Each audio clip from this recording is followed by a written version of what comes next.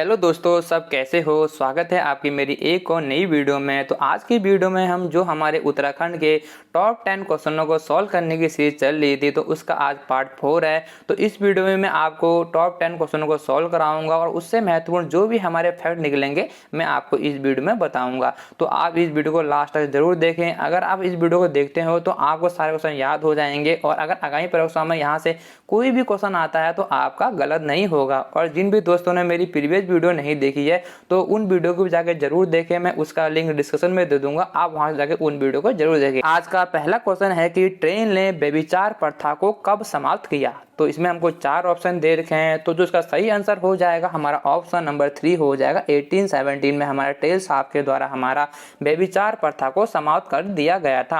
अब हम टेल साहब के बारे में कुछ फैक्ट जान लेते हैं। तो जो हमारे टेल साहब थे उन्होंने हमारा 1816 में हमारा अल्मोड़ा झील की स्थापना कराई थी और इसी क्रम तो उन्होंने हमारा 1821 में हमारा पौड़ी झील की स्थापना कराई गई थी और कहीं कहीं भी ये हमारा 1850 भी दे रखा है। तो जो भी आपके ऑप्शन में आएगा आप उसे टिक करके आना। अगर 1821 आएगा तो उसे टिक करके आना, अगर 1850 आएगा तो उसको भी टिक करके आना। इनके ही कार्यकाल में हमारा 1820 में हमारा कोर्ट फीस स्टाम्प भी जारी हुए थे। तो अगर कभी क्वेश्चन बनता है कि कोर्ट फी स्टाम्प कब जारी हुए थे, तो टेल साहब के कार्यकाल में 1820 में हुए थे और इन्होंने 1819 में हमारा पटवारी का पद भी टेल साहब के द्वारा ही बनाया गया था। तो अगर आपसे कभी क्वेश्चन बनता है कि पटवारी का पद कब बनाया गया, तो 1819 में बनाया गया और टेल साहब के द्वारा ही बनाया गया था। और टेल साहब ने हमारा 1822 में आबकारी विभाग की स्थापना भी की थी और इन्होंने 1830 में हमारे टेल दर्रे की खोज भी की थी। तो आपको ये दोनों फैक्ट भी याद रख लें। तो हमारे टेल साहब के बारे में अगली घटना आती है। टेल साहब के द्वारा हमारे पूरे ब्रिटिश गुमाओं में हमारे 7 भूमि बंदोबस्त भी करा दिए गए थे। तो कभी अगर क्वेश्चन बनता है कि किस ब्रिटिश कमिश्नर ने हमारे 7 भूमि बंदोबस्त कराए थे, तो टेल साहब के द्वारा ही कराए गए थे। और टेल साहब ने 1822 में हमारा खच्चर सेना का गठन भी किया था। तो आपको ये भी याद रखना है। और जो टेल साहब के बारे में हमारे 2 महत्वपूर्ण फैक्ट आते हैं। तो अगर आपसे कभी क्वेश्चन बनता है कि 8 आना टिकट व्यवस्था किस कमीशन के कार्यकाल में खत्म हुई थी, तो 8 आना टिकट व्यवस्था भी हमारे टेल साहब के कार्यकाल में हुई थी। तो आपको ये फैक्ट याद रखना है कि 8 आना टिकट व्यवस्था किसने लागू की थी, तो हमारे टेल साहब के द्वारा ही लागू की थी। अगर आपके पेपर में कभी क्वेश्चन बनता है कि किस कमिश्नर के काल को ना वकील ना दलील का काल कहा जाता है, तो हमारे टेल साहब के कार्यकाल को कहा जाता है। तो आपको ये क्वेश्चन भी याद रखना है। तो आपको टेल साहब के बारे में इतने सारे फैक्ट मिल गए होंगे। तो जो हमारा आज का सेकंड क्वेश्चन है कि हवाल बाग का बागान किसके द्वारा लगाया गया था, तो इसमें हमको 4 ऑप्शन दे रखे हैं। तो जो इसका सही आंसर हो जाएगा हमारा ऑप्शन नंबर 2 हो जाएगा, मेजर कॉर्बेट हो जाएगा। और कभी भी अगर पेपर में क्वेश्चन बनता है कि मेजर कॉर्बेट के द्वारा हमारा हवाल बाग में बागान कब लगाया गया था, तो इसका आंसर होना चाहिए 1841 में लगाया गया था। तो आपको ये डेट सहित याद कर लेना है। तो जो हमारे अगले ऑप्शन की ओर बढ़ते हैं, तो जो हमारा पहला ऑप्शन दे रखा है मिस्टर डेरियाज। तो जो मिस्टर डेरियाज का बागान लगाया गया था वो हमारा रामगढ़ में लगाया गया था। तो आपको ये फैक्ट भी याद रख लेना है कि मिस्टर डेरियाज ने कहाँ पे बागान लगाया गया था, तो रामगढ़ में इन्होंने बागान लगाया था। और जो हमारा 4 ऑप्शन दे रखा है मिस्टर व्हीलर, तो मिस्टर व्हीलर के द्वारा हमारा घोड़ा खाल में हमारा बागान लगाया गया था। तो आपको ये फैक्ट याद रख लेना है। और जो हमारा 3rd ऑप्शन दे रखा है मिस्टर मूलियन और मिस्टर न्यूटन ने हमारा भवाली में बागान लगाया था। तो आपको ये फैक्ट याद रखना है। और अगर आपसे कभी क्वेश्चन बनता है कि हमारे रामगढ़ घोड़ाखाल भवाली में इन तीनों जगह बागान कब लगाए गए थे, तो इन तीनों जगह हमारा 1928 में हमारा बागान लगाया गया था। तो आपको ये फैक्ट याद रखना है। तो आपको इस क्वेश्चन से इतने सारे फैक्ट मिल गए होंगे। तो जो हमारा आज का तीसरा क्वेश्चन है कि निम्न में से किस वैद्य को नैनीताल डिस्ट्रिक्ट बोर्ड का अध्यक्ष चुना गया था, तो इसमें हमको 4 ऑप्शन दे रखे हैं। तो इसका सही आंसर हो जाएगा हमारा ऑप्शन नंबर 3 हो जाएगा हमारा सीतावार पंत। तो सीतावार पंत को हमारा नैनीताल डिस्ट्रिक्ट बोर्ड का अध्यक्ष चुना गया था। तो हम वह सीतावार पंत के बारे में कुछ जान लेते हैं। तो इनका जन्म हमारा 1900 में हमारा अल्मोड़ा जिले के हमारा दान्य नामक स्थान पर इनका जन्म हुआ था। और जो हमारा वह सीतावार पंत है एक हमारा स्वतंत्रता संग्राम सेनानी थे और इन्होंने हमारा बनारस हिंदू विश्वविद्यालय से अपने आयुर्वेदाचार्य की शिक्षा ग्रहण की थी। और इन्होंने 1925 में नैनीताल में और 1926 में हल्द्वानी में इन्होंने कैलाश आयुर्वेदिक औषधालय नाम से एक जन स्वास्थ्य सेवा भी किया था। तो अगर आपसे क्वेश्चन बनता है कि नैनीताल और हल्द्वानी में हमारा जन स्वास्थ्य सेवा संग्रह किसने आरंभ किया था, तो वो भी हमारा वैद्य सीतावर पंत के द्वारा ही किया गया था और इनको ही हमारा नैनीताल डिस्ट्रिक्ट बोर्ड का अध्यक्ष भी चुना गया था। और इनके बारे में हमारा एक महत्वपूर्ण फैक्ट मिलता है कि अगर आपसे पूछा जाता है कि समस्त रोग प्रहम पुस्तक का प्रकाशन किसने किया था, अगर आपसे कभी पूछा जाएगा कि समस्त रोग प्रहम पुस्तक का प्रकाशन किसने किया था, तो वो भी हमारा वैद्य सीतावर पंत के द्वारा ही किया गया था। तो आपको वैद्य सीतावर पंत के बारे में इतनी सारी जानकारी याद रखनी है। हमारा आज का अगला क्वेश्चन है कि अल्मोड़ा थाने की स्थापना कब हुई थी। तो इसमें हमको 4 ऑप्शन दे रखे हैं, तो जो इसका सही आंसर हो जाएगा हमारा ऑप्शन नंबर 3 हो जाएगा हमारा 1837 में हुई थी। दोस्तों बहुत ही मोस्ट इंपॉर्टेंट क्वेश्चन है, इस पे 4-5 स्टार लगा दीजिए। मेरा दिल कहता है क्या पता आपसे आगामी परीक्षा में क्वेश्चन पूछा जा सकता है कि अल्मोड़ा थाने की स्थापना कब हुई थी। तो 1837 में हुई। गोवान जो हमारे कमिश्नर थे उनके समय में हमारे अल्मोड़ा थाने की स्थापना भी हो गई थी। अब हम कुछ थानों की बात कर लेते हैं कि उनकी स्थापना कब हुई। हमारा नैनीताल थाना था, उसकी स्थापना हमारे 1843 में हुई थी। ये हमारा लूसीगढ़ साहब के समय हुई थी, तो ये फैक्ट भी आपको याद रखना है। और जो हमारा रानीखेत थाना हमारा 1869 से 1870 के बीच में बना था, ये हमारे रैमजे साहब के समय बना था। तो आपको ये दोनों फैक्ट भी अच्छे से याद कर लेने हैं। और एक फैक्ट इसमें और दिया है 1837। तो 1837 में एक तो हमारा अल्मोड़ा थाने की स्थापना हमारे गोबान साहब के समय हुई थी। और इससे हमारा एक फैक्ट और बनता है, अगर आपसे पूछा जाता है कि सदर अमीन का पद कब बना, 1837 में बना था, वो भी हमारे गोवान साहब के समय ही बना था। तो अगर आपसे कहीं पूछा जाता है कि सदर अमीन क्या होता है, तो सदर अमीन हमारा वो होता है जो ब्रिटिश काल में जो हमारे 100 रुपये तक के दीवानी मामले थे वो हमारा सदर अमीन देता था, और जो हमारे 100 रुपये से ऊपर के दीवानी मामले होते थे उसे हमारा कमिश्नर देता था। तो आपको ये फैक्ट भी अच्छे से याद कर लेना है। तो जो हमारा आज का अगला क्वेश्चन है कि कुमाऊं कमिश्नरी का विभाजन कब हुआ था। बहुत ही मोस्ट इम्पोर्टेंट क्वेश्चन है, 4-5 स्टार लगा दीजिए। मेरा दिल कहता है क्या पता आपसे पेपर में पूछ लिया जाए कि कुमाऊं कमिश्नरी का विभाजन कब हुआ था। तो जो इसका सही आंसर हो जाएगा हमारा ऑप्शन नंबर 4 हो जाएगा। 1968 में हमारा कुमाऊं कमिश्नरी का विभाजन कर दिया गया था। और इसी विभाजन के साथ हमारा 1969 में हमारा गढ़वाल मंडल गढ़वाल कमिश्नरी का गठन कर दिया गया था।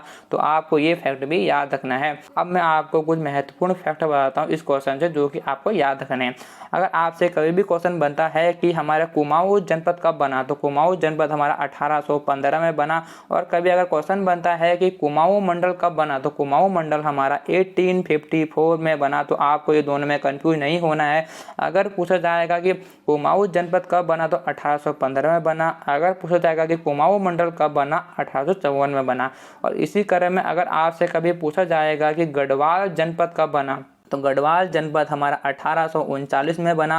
अगर आपसे कभी पूछा जाएगा कि गढ़वाल मंडल कब बना, तो गढ़वाल मंडल हमारा 1969 में बना, जो कि इस क्वेश्चन में हमारा पूछा गया था कि कुमाऊं कमिश्नरी का विभाजन कब हुआ था, 1968 में हुआ था। और इसी विभाजन के बाद हमारा गढ़वाल मंडल या गढ़वाल कमिश्नरी का गठन कब हुआ था, 1969 में हुआ था। तो आपको इन चारों को अच्छे से याद रख लेना है और इनको भूलना नहीं है। अब हम कुछ और बातें कर लेते हैं कि जब हमारा 1839 में हमारा कुमाऊं कमिश्नरी का गठन हुआ था, तो इसी कमिश्नरी के तहत हमारा कुमाऊं और गढ़वाल जनपद बन गए थे। और जो हमारा इसका मुख्यालय रखा गया था हमारा अल्मोड़ा बनाया गया था।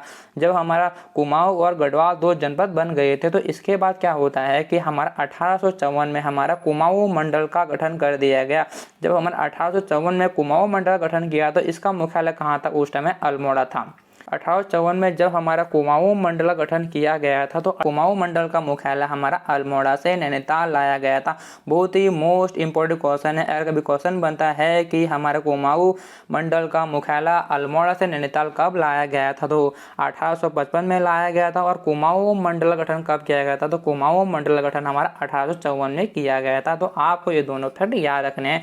तो इसके बाद क्या होता है कि हमारा 1840 में हमारा ब्रिटिश गढ़वाल का मुख्यालय भी हमारा श्रीनगर से हमारा पौड़ी लाया गया। तो आपको ये भी याद रखना है कि श्रीनगर से हमारा गढ़वाल का मुख्यालय पौड़ी कब लाया गया था, तो हमारा 1840 में लाया गया था। तो आपको ये फैक्ट भी याद रखना है।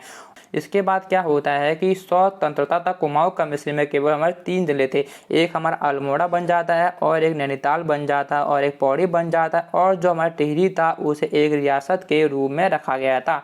अब जब हमारे 3 जिले बन गए तो आगे क्या होता है कि 1 अगस्त 1949 को हमारा टिहरी रियासत को हमारा कुमाऊं मंडल या कुमाऊं कमिश्नरी के चौथे जिले के रूप में सम्मिलित कर दिया जाता है। तो कभी क्वेश्चन बनता है कि टिहरी रियासत को कुमाऊं मंडल या कमिश्नरी में चौथे जिले के रूप में कब शामिल किया गया था? 1 अगस्त 1949 को किया गया था। तो अब हमारे 4 जिले हो गए, अल्मोड़ा, नैनीताल, पौड़ी और टिहरी गढ़वाल हो गया। तो इसके बाद हमारा 1960 में हमारा सीमांत जनपदों का गठन कर दिया जाता है, चमोली, पिथौरागढ़ और उत्तरकाशी। तो आपको CPU से याद रखना है कि सीमांत जनपदों का गठन कब हुआ था? हमारा 1960 में हुआ था। तो अब हमारे 4+3 यहाँ पे हमारे 7 जिले हो जाते हैं। तो इसके बाद हमारा 1975 में हमारे गढ़वाल मंडल को हमारा मेरठ मंडल से हटाकर देहरादून में शामिल कर दिया जाता है और उसे भी हमारा जिला बना दिया जाता है। इसके बाद हमारा 1988 में हमारा हरिद्वार जिले का गठन भी कर दिया जाता है और उसे हमारा 1997 में हमारा सहारनपुर जिले में शामिल कर दिया जाता है और इसके बाद हमारा कुल मिलाकर 9 जिले बन जाते हैं। उसके बाद हमारा 1995 में हमारा उधम सिंह नगर जिले का गठन भी कर दिया जाता है और 1997 में हमारा इसके बाद हमारा 3 जनपदों का गठन किया जाता है। हमारा रुद्रप्रयाग, चंपावत और बागेश्वर का गठन कर दिया जाता है। तो इस प्रकार हमारे 13 जिले बन जाते हैं। तो आपको हमेशा याद रखना है कि ये 13 जिले कब बने और इनकी स्थापना कब हुई। अक्सर एग्जाम में यहाँ से क्वेश्चन बन जाते हैं। तो आपको इस क्वेश्चन से इतने सारे फैक्ट मिल गए होंगे। तो जो हमारा आज का अगला क्वेश्चन है कि फ्लोरा ऑफ कुमाऊं किसका संग्रह है? तो इसमें हमको 4 ऑप्शन दे रखे हैं। तो जो इसका सही आंसर हो जाएगा हमारा ऑप्शन नंबर 3 हो जाएगा, नॉर्मल गिल हो जाएगा। तो क्वेश्चन बहुत ही मोस्ट इम्पोर्टेंट है। क्वेश्चन बन सकता है कि फ्लोरा ऑफ कुमाऊं किसका संग्रह है? तो नॉर्मल गिल का संग्रह है। तो नॉर्मल गिल के इस संग्रह में हमारा रामलाल शाह ने भी उनका हमारा पूरा योगदान दिया था। और जब हमारा नॉर्मल गिल हमारा चिकित्सा इलाज के लिए 1922 में इंग्लैंड जाते हैं तो ये पूरा संग्रह हमारा रामलाल शाह को सौंप देते हैं। तो इसके बाद क्या होता है कि 1924 में हमारा नॉर्मल गिल की मृत्यु हो जाती है। तो आपको याद रखना है कि नॉर्मल गिल की मृत्यु कब हुई थी? 1924 में हुई थी। और कुमाऊं में बागवानी विकास का स्वर्ण काल भी नॉर्मल गिल के काल को कहा जाता है। बहुत ही मोस्ट इम्पोर्टेंट क्वेश्चन है। अगर कभी भी क्वेश्चन बनता है कि कुमाऊं में बागवानी विकास का स्वर्ण काल किसके काल को कहा जाता है, तो आपका आंसर होना चाहिए नॉर्मल गिल के काल को कहा जाता है। अब जो हमारे रामलाल शाह थे इनका एक हमारा ग्रंथ मिलता है। तो अगर आपसे कभी पूछा जाता है कि रानीखेत यसीज नामक ग्रंथ किसका है, तो रानीखेत यसीज नामक ग्रंथ हमारा रामलाल शाह का है। तो आपको ये क्वेश्चन याद रखना है कि रानीखेत यसीज नामक ग्रंथ किसका है? ये हमारा रामलाल शाह का है। तो आपको इस क्वेश्चन से इतने सारे फैक्ट मिल गए होंगे। तो जो हमारा आज का अगला क्वेश्चन है कि काशीपुर को तराई जिले में कब शामिल किया गया था?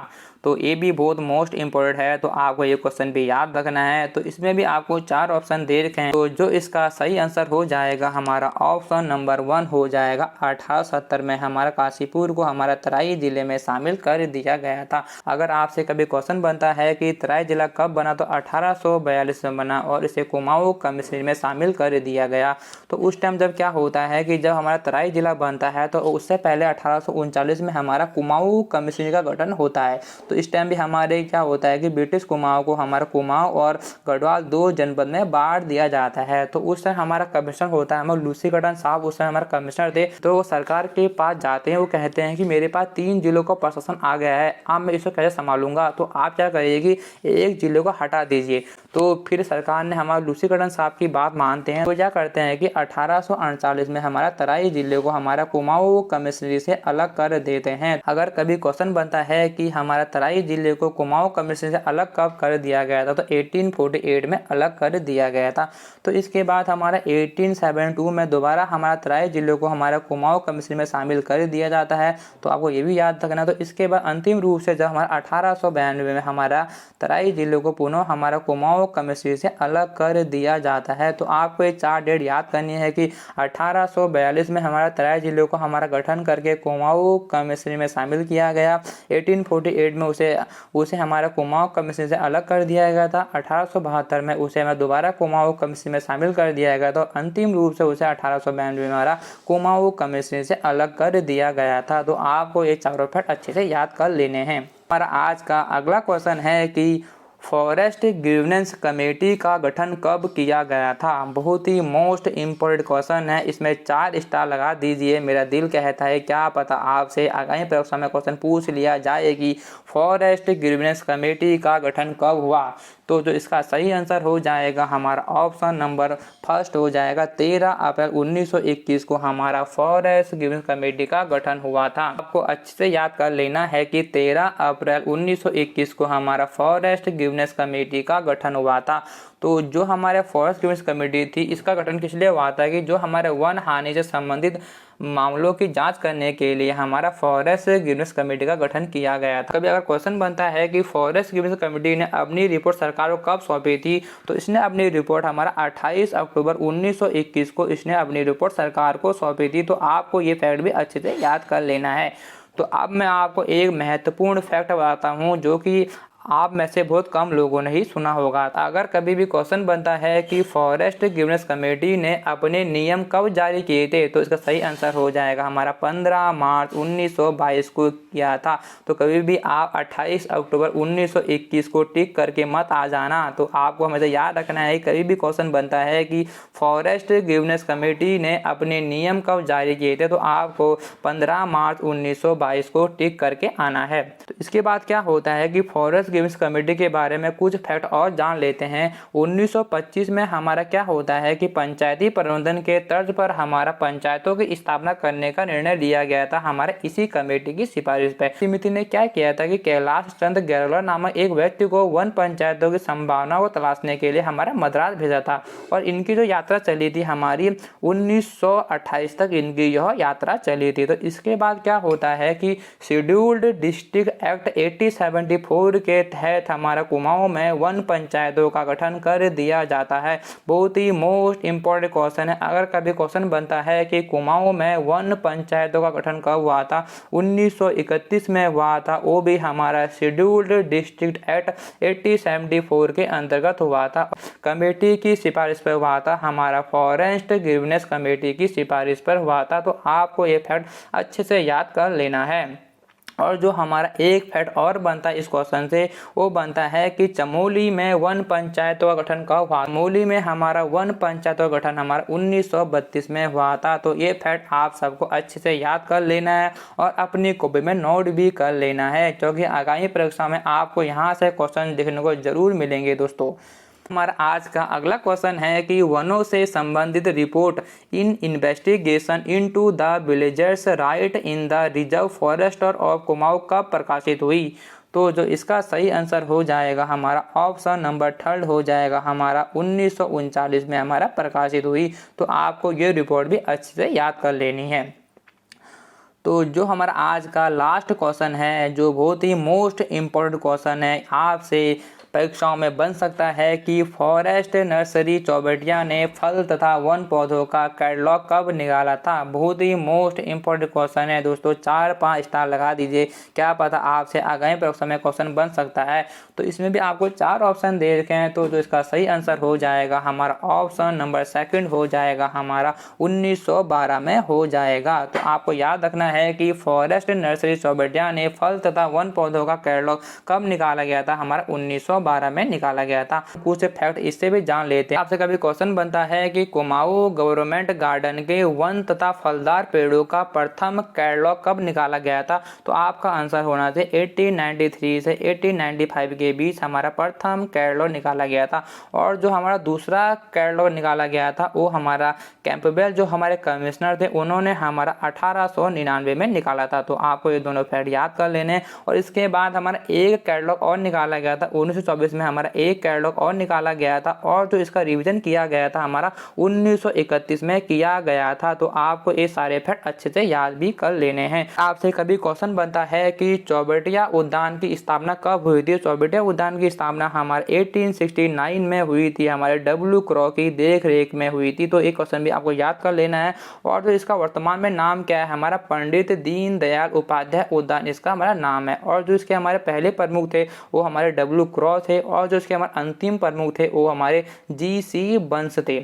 आप दोस्तों इससे हमारे एक क्वेश्चन बहुत ही मोस्ट इंपोर्टेंट जो मैं आपको बताता हूँ, आपको अपनी कॉपी में अच्छे से नोट भी कर लेना है। अगर कभी क्वेश्चन बनता है कि राजकीय उद्यान चौबटिया में एक हिल फ्रूट रिसर्च स्टेशन की स्थापना कब हुई थी, तो आपका आंसर होना चाहिए 1932 में होनी चाहिए। बहुत ही मोस्ट इंपोर्टेंट क्वेश्चन है। मैं आपको एक बार और बता देता हूँ कि अगर आपसे क्वेश्चन बनता है कि राजकीय उद्यान चौबटिया में एक हिल फ्रूट रिसर्च स्टेशन की स्थापना कब हुई थी, 1932 में हुई थी। बहुत ही मोस्ट इंपोर्टेंट क्वेश्चन है, अपने कॉपी से नोट भी कर लेना दोस्तों। तो आज की वीडियो में हमने टॉप 10 क्वेश्चनों को सॉल्व किया और इससे संबंधित जो भी महत्वपूर्ण फैक्ट थे मैंने आपको इस वीडियो में बताए। तो आपको क्या करना है कि इस वीडियो को लास्ट तक देखना है और सारे क्वेश्चनों को अच्छे से पढ़ना है और जो भी मैंने आपको फैक्ट बताया उन्हें अपनी कॉपी में नोट कर लेने हैं, उन्हें अच्छे से याद भी कर लेना है। अगर आगामी परीक्षा में अगर इस टॉपिक से कोई भी क्वेश्चन आता है या इस वीडियो से कोई भी क्वेश्चन आता है तो आपका गलत नहीं होना चाहिए और आपको हमेशा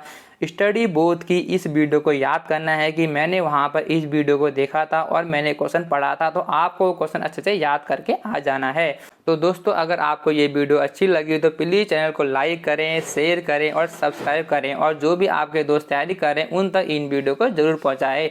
अगर आप इस चैनल को सपोर्ट करते हो तो मैं आपसे वादा करता हूँ कि मैं आपके लिए ऐसे ही अच्छे से क्वेश्चन लेके आऊँगा जिससे कि आपका आगामी परीक्षाओं में उत्तराखंड में अच्छा स्कोर हो पाए और आपका सिलेक्शन उत्तराखंड में हो जाए। तो मिलते हैं दोस्तों अगली वीडियो में, तब तक दोस्तों बाय, अपना ध्यान रखिए और पढ़ते रहिए।